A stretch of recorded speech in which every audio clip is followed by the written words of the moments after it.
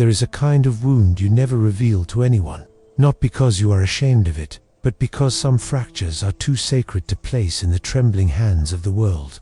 You feel it even now, that quiet ache beneath your ribs, the one that moves like a shadow you've learned to carry without a sound. Society tells you to voice it, to name it, to make it public property, but you already know the truth. The more a man exposes his deepest battles, the more he dissolves the power they were meant to give him. There is strength in concealment, a strange alchemy in silence that modern noise has made almost forbidden. In Musashi's time, a wound was not a performance, it was a forge. Warriors bled in stillness because pain was a private oath, a vow carved into flesh. When a man endured alone, he wasn't abandoned. He was being reformed by forces the world could not see. And because no one saw, no one interfered, no one diluted the lesson with pity or commentary. A warrior's suffering was a chamber where identity was redefined in the dark. You have felt the opposite pressure. Share everything, expose everything, narrate everything, as if healing only happens when witnessed. But some transformations cannot survive an audience. Some storms demand solitude, not applause. When you speak pain too early, it weakens. When you share struggle too freely, the meaning drains out, like water in cupped hands. A wound, once public, becomes a story the world edits, not a truth you own. This is why your deepest cut remains unnamed. It is the scar forming beneath your silence, shaping you with each unspoken breath. And though no one knows it exists, you feel its weight guiding you toward a quieter, more dangerous version of yourself. You bleed in silence not because you are weak, but because the wound is your teacher, and its lesson is not yet finished. If the ancient warrior fought in silence, then the modern man fights in a storm of noise. You feel it every time you open your eyes, the pressure to speak, to explain, to prove you are struggling correctly. Pain has become a currency, spent cheaply for temporary validation.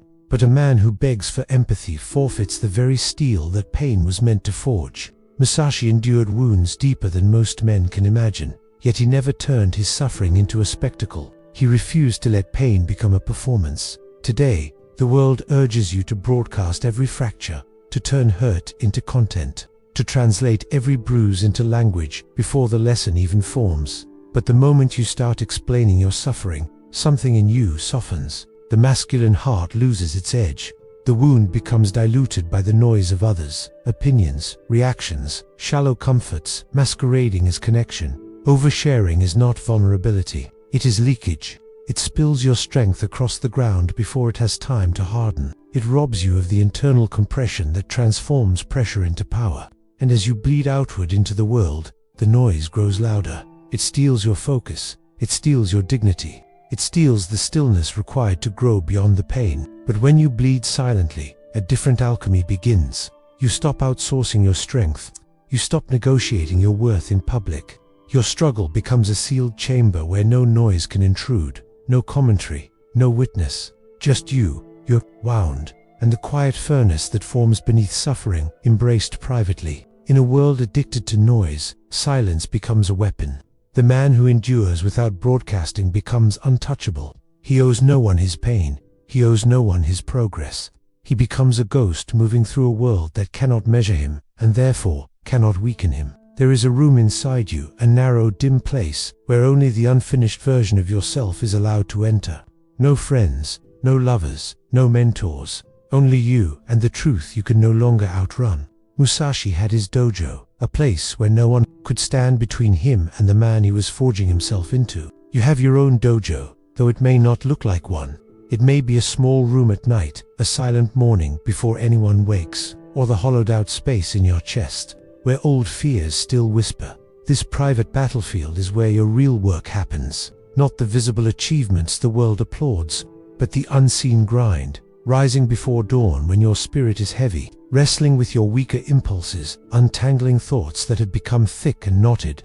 It is here that you confront the part of you that resists growth, the part that clings to comfort, like a dying man clinging to fading breath. Breakthroughs never happen under an audience. They happen in the moments when no one is watching, when you force yourself to train, to study, to endure, to sit with discomfort until it bends. Pain becomes your silent training partner, revealing your thresholds, showing you where you fracture, exposing the exact place where you must grow next. It does not comfort you. It does not flatter you. It simply reflects the truth. You are not yet who you need to be. And so you return to this inner room, again and again, not because it is pleasant, but because it is sacred. The ritual unfolds, quietly, a slow breath, a disciplined posture, a stillness that sharpens your focus until the noise of the world dissolves. In this solitude, you rebuild yourself piece by piece. No applause, no recognition, only the soft hammer of persistence shaping you into someone the world has not yet met. This room is yours alone, and it must remain without witnesses if you want the transformation to hold. Pain becomes a different creature when it is held in silence. Spoken pain scatters, silent pain compresses. It folds into itself like steel being hammered under heat, growing denser, sharper, more precise. Musashi understood this. His philosophy was built on endurance, not explanation. He believed a wound carried in silence teaches a man far more than a wound narrated to others. Each cut you endure contains a lesson, though the message often arrives disguised as ache, fatigue, or doubt. One wound teaches patience, another, restraint, another, the discipline to walk away from what once defined you. These lessons are not delivered through words. They are carved into your behavior, drip by drip, until you begin to move differently. You speak less, you see more, you become harder to provoke. There is a difference between emotional release and emotional mastery. Release seeks relief, mastery seeks evolution. And the path to mastery often demands silence, not as a suppression, but as a vessel where the raw material of pain can ferment into wisdom. When you stop explaining yourself, the wound finally has room to speak, not to others, but to you. This is how a man becomes dangerous without ever raising his voice. His presence carries the weight of unspoken battles. People feel something in him they cannot name, a depth that wasn't gifted but earned, a quiet forged in places few dare to enter. He does not proclaim his strength, he radiates it. Your wounds, if kept sacred, will do the same. They will become teachers that guide you without sound, sculpting a mind that reacts less, observes more, and moves with a calmness that unsettles the world. For when your suffering no longer requires witnesses, you stop being shaped by the eyes of others. You begin to be shaped by the silent fire within. Musashi's undefeated record was not the result of talent alone. It was born in years the world never saw, years of wandering, years of self-imposed hardship, years of battles fought in empty fields with no audience except the wind. The legend was public, but the forging was private. His silence became a blade, sharpened on the grindstone of daily, unseen struggle. The world only celebrates outcomes. It sees the polished warrior, the refined sword, the victorious duel, but it never sees the mornings when a man rises with a fractured spirit and trains anyway. It never sees the moments when doubt crawls up the spine, trying to drag him back into the man he used to be. It never sees the loneliness of committing to a path no one else understands. These invisible sacrifices become the true architecture of greatness. Silence creates mystery, and mystery creates power. When you speak less about your suffering, the world loses its ability to measure you.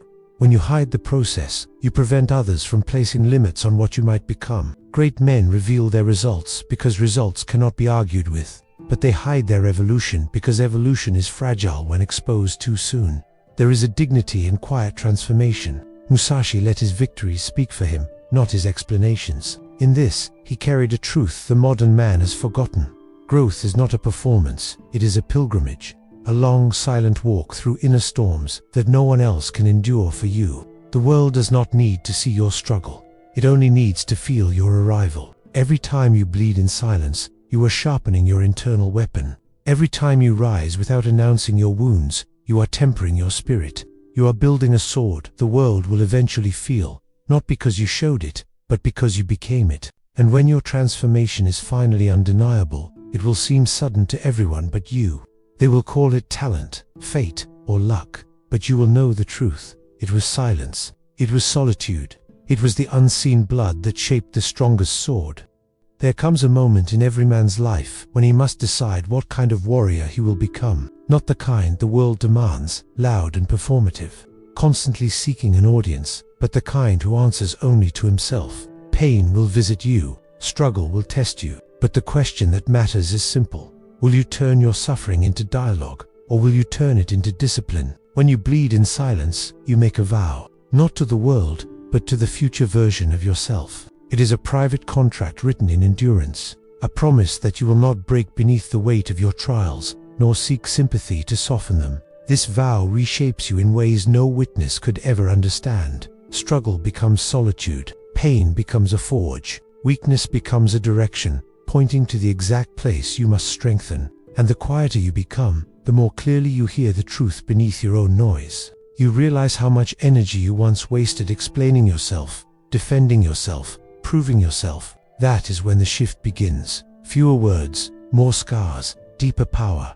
The man who bleeds silently is not trying to hide, he is trying to become. He understands that the world respects results, not confessions. He understands that dignity grows in the shadows long before it steps into the light. And he understands that some battles must remain unspoken because their meaning is too vast for language. You bleed in silence so that your return can shake the earth, not through volume, but through presence. The world will feel the weight of the man you have become, though it will never know the storms you walked through to get here. That is the essence of the warrior's path. Invisible suffering, undeniable transformation. Now the choice stands before you. Remain ordinary by sharing every wound, or become extraordinary by allowing your pain to carve you in solitude. If you choose the quiet path, you will rise with a strength the world cannot decipher. You will become a man built not from validation, but from resolve.